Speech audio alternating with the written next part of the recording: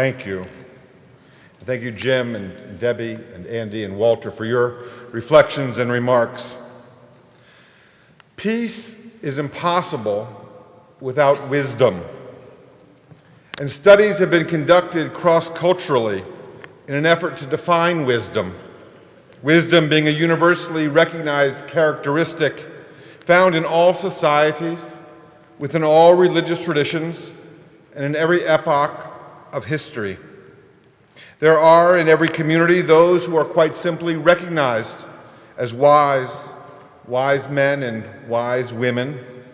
And so we might consider, what is it that makes for wisdom, such that certain persons among us are acknowledged as worthy as being allowed to sit among the wise. Here is what all the studies have found. First, one must be old enough. Simply, one must have lived enough years, have had enough experiences, shared enough service, and known enough success to merit being eligible to sit among the wise. Enough service and enough success. And this brings us to the second criterion. One must have experienced a trauma, a setback, a great challenge early in life, and have overcome it. Have bested it, and in spite of all, by being forward-looking and optimistic, such persons have succeeded and perhaps even thrived in spite of, or perhaps because of, their earlier challenging experiences. And finally, wise people the world over are recognized for their outward focus and for their insistence on the value of being dedicated to the well-being of others. Sound like anyone we know? Now, if you will allow me, Jewish tradition had this all figured out centuries ago when our ancient rabbis asked, Mi chacham, who is wise? To which they gave their answer, Halomed mikol adam, the one who learns from every person, the one who learns from every encounter, the one who grows not in wisdom per se, but in humility, in humor, and in humanity, for sharing a life with people. Walter Jacob, my rabbi, a rabbi's rabbi, all of our rabbi and our senior scholar, and tonight our 2016 Pursuer of Peace honoree, our dear Walter is such a man, a wise man. His wisdom born of genuine humility, a jolly good humor, and this is the highest of praise, a deep understanding of life itself, such that he humanizes the unimaginable and makes sacred the mundane. Walter Jacob, wise rabbi, is at the end of the day and as the sun rises again, a wise man and a mensch among men. And for this, we recognize him as our 2016 Pursuer of Peace honoree.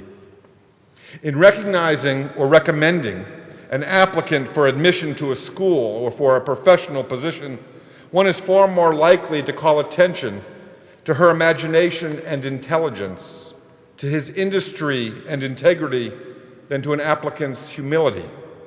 After all, humility is, in our time, an almost lost virtue. Yet humility is a dominant feature of a spiritual profile drawn by religion.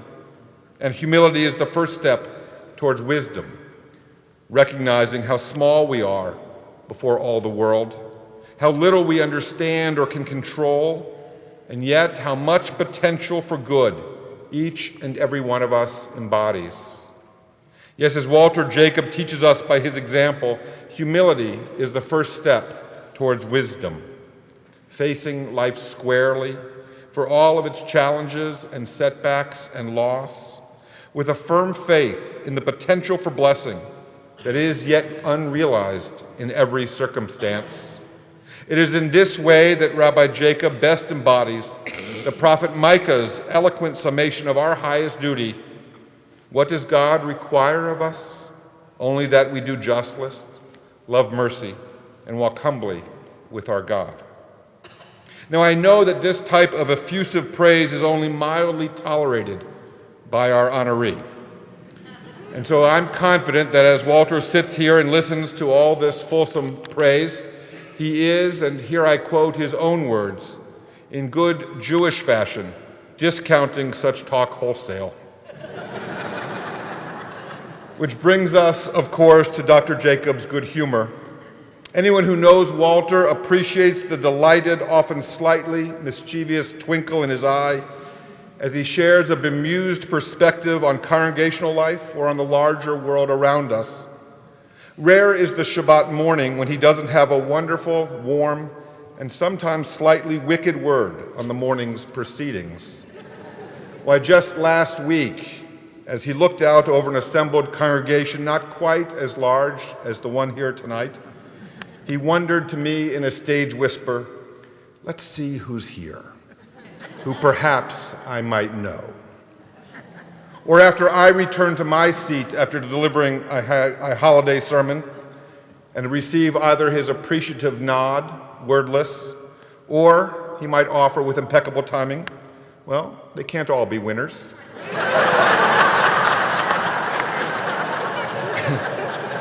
That doesn't happen often.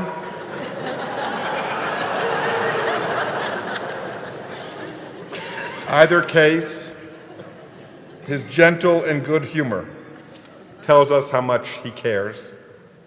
And Walter's, of course, not above turning the lens upon himself, as when, during his tenure as president of the CCAR, he recalled for his rabbinical colleagues his time as a chaplain in the Pacific Theater, responsible for the handful of Jewish servicemen scattered across an area that stretched, in his words, from Taiwan to Thailand. Walter recalled spending most of his time simply looking for the Jews. And he recalled for his colleagues also one particular Shabbat service where, at the end of a weary week, he delivered a sermon which he recalled everyone considered quite splendid, given that he was the only one in attendance. From every experience and every encounter over a 60-plus year rabbinate, Walter has taught us with his humility and his humor, and by his humane example, what it means to be a man, a mensch, a rabbi in full. As human beings, we not only react to events, we also respond to them. And the measure of a human being is to be found in the nature of that response. Any member of the clergy can cite from personal experience so many illustrations of people whom sorrow made bitter. But so can he or she also cite many more illustrations of people whom sorrow made better. Yes, there are people who emerge from an encounter with grief richer human beings, taller in stature, more compassionate, more sensitive, more appreciative of the gift of life, and we call such people wise. Near the end of Voltaire's satirical novel Candide, our eponymous hero, having endured a lifetime of challenge, is asked by one who has journeyed with him, which is worse, to have gone through such privations or simply to have sat here and done nothing at all? To which Candide simply and wisely replies, "That is a hard question." And with that, our hero turns and finds purpose in the honest and redemptive work of cultivating his garden. For more than 6 decades, our 2016 Pursuer of Peace honoree has toiled in the vineyards of the Lord, cultivating his garden, ministering to his people, raising up disciples, repairing the world, pursuing peace. Here at home, in our homes, in our lives, among the families of Rodef Shalom and Pittsburgh's wider Jewish and interfaith communities, across the country as a religious leader and role model, honored by the Vatican, the governments of Austria and Germany, by many elected officials across the Commonwealth of Pennsylvania for this evening's festivities, as well as untold generations of Jews who, thanks to Walter Jacob and his efforts and those of his colleagues, will now have rabbinical and cantorial leadership long into the future. Humility, humor, humanity, all make for wisdom, that and a life's work founded upon optimism and faith in the potential that exists within each of us to be the very peace we pursue. Peace is impossible without wisdom. And so, Walter, if you will join me now on the bima.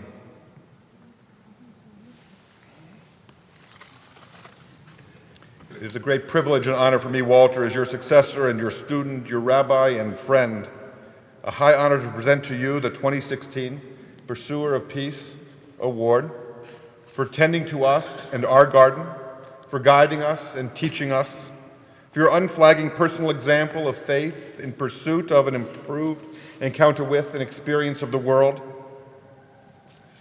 and for your wisdom, your scholarship and learning to be sure, but most of all, for your role in being a source of divine peace and repair and optimism in our lives and in the world around us. For all this, we present you our gratitude, our love, admiration, and this award. Mazel tov.